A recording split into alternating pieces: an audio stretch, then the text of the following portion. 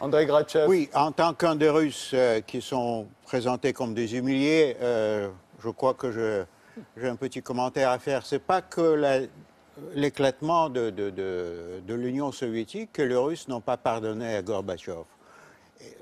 Ils n'ont pas pardonné aux partenaires occidentaux, à Gorbatchev, d'avoir traité leur pays, la Russie déjà, post-soviétique, post-communiste, c'est-à-dire la Russie qui ne représentait plus comme l'Union soviétique de l'époque de Staline, même de Brejnev, le danger pour l'Occident, comme un pays vaincu, d'une part, et d'autre part, comme un sort de pays qui a disparu avec la disparition de l'Union soviétique de la scène internationale, et dont les intérêts ne doivent pas être pris en considération.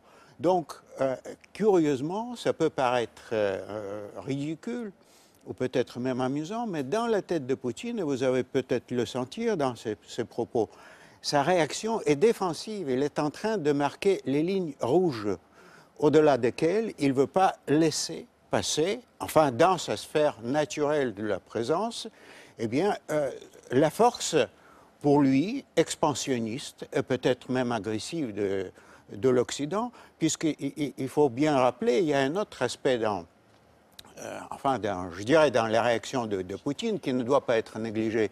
À côté des questions stratégiques, l'OTAN, effectivement, qui se rapproche des frontières. Il y a encore 3 ans, c'était la perspective de la Géorgie. Maintenant, ça se répète avec l'Ukraine. Donc, mais à plus de cela, il y a un danger politique, évidemment, pour le système Poutine, pour le régime Poutine. Les menaces qui viennent de l'exemple qui peut être donné par les scénarios qui, encore une fois, peut-être avec une vision assez paranoïaque des dirigeants de Kremlin, est en train de monter sur la périphérie de la Russie pour préparer ce que les Américains appellent assez, je dirais, désarmant, d'une façon désarmante, le régime change qu'ils peuvent bien sûr envisager dans les autres pays. Hubert Védrine.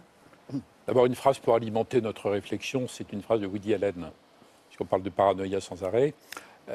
Même les paranoïaques ont des ennemis. Donc ça peut, dans l'analyse russe, ça peut compter. Deuxièmement, plus sérieusement, pour confirmer Andrei Grachev, quand j'étais ministre de 1997 à 2002, effectivement, je peux témoigner que l'ensemble des Occidentaux, en gros, traitaient la Russie comme quantité négligeable. Et que ça m'a toujours, moi, paru dangereux. Et on n'a jamais traité la Russie, qui posait 36 problèmes, mais comme étant un pays qu'il faut transformer petit à petit en partenaire pour gérer l'Europe, etc. Non, c'était vae victis. C'est ça qui dominait, sur le plan financier comme sur le plan... Pas tout le monde, mais enfin, c'était la dominante.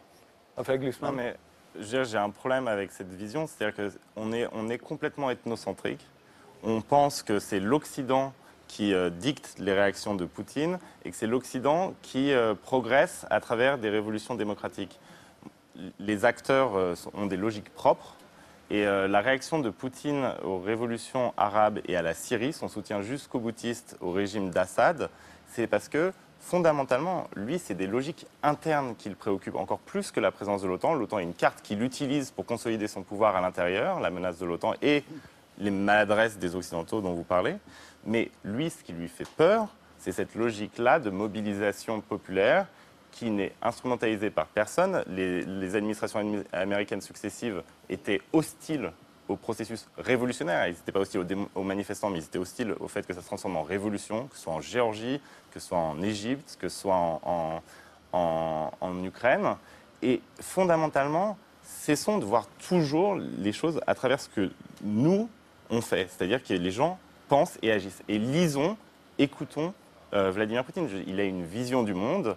Il voit l'Occident comme un ensemble dégénéré. Il l'a expliqué 14 fois dans des discours très profonds. Sa pensée est influencée par des philosophes qui sont d'extrême droite. Il reprend des vocabulaires sur les gays, les décadents et les dégénérés de l'Occident. Et il a peur... Ça, c'est beaucoup l'Église orthodoxe aussi. Non, mais c'est pas que Poutine, oui. C'est une vision très réductrice que vous avez. Non, Attendez, Poutine, dès le départ, dès l'an 2000, a dit ce qu'il voulait pour son pays, en s'appuyant sur l'Église orthodoxe, restaurer la sécurité, la paix civile, les valeurs et tout ce qui va avec. Et il est en train d'appliquer ce programme. C'est pas parce qu'il considère que l'Occident est Il dégénéré. le dit lui-même. Non, c'est pas exactement ça. si, il Quand le on dit. lit attentivement, Discours du club Weidai 2013, c'est exactement son discours. il condamne le matérialisme athée américain qui construit des McDo pendant que lui construit des Non, églises. il parle des C'est couples exactement ça. homosexuels. Ce qu'il dit, et c'est pour ça que il est si populaire en Russie que les Russes le soutiennent Non, mais depuis c'est l'an pas étonnant 2000. que vous le souteniez Attendez. à l'heure Mais non. actuelle, mais je veux dire, il parle de mariage laissez-moi homosexuel. terminer. C'est pour ça qu'il est aussi impopulaire ici. Et c'est pour ça qu'il est aussi impopulaire, exactement.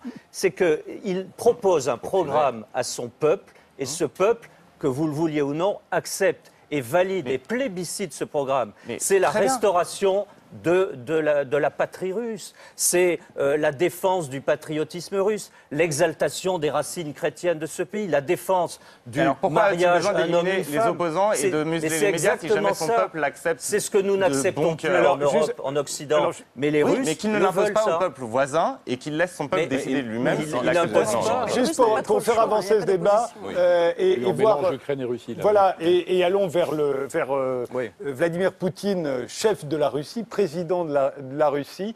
Alors, est-ce que c'est le tyran des uns, le patriote sincère des autres, Vladimir Poutine? Déjà, on lui reproche d'assassiner régulièrement des opposants. C'est encore arrivé récemment. Ça n'était pas la première fois. Regardez.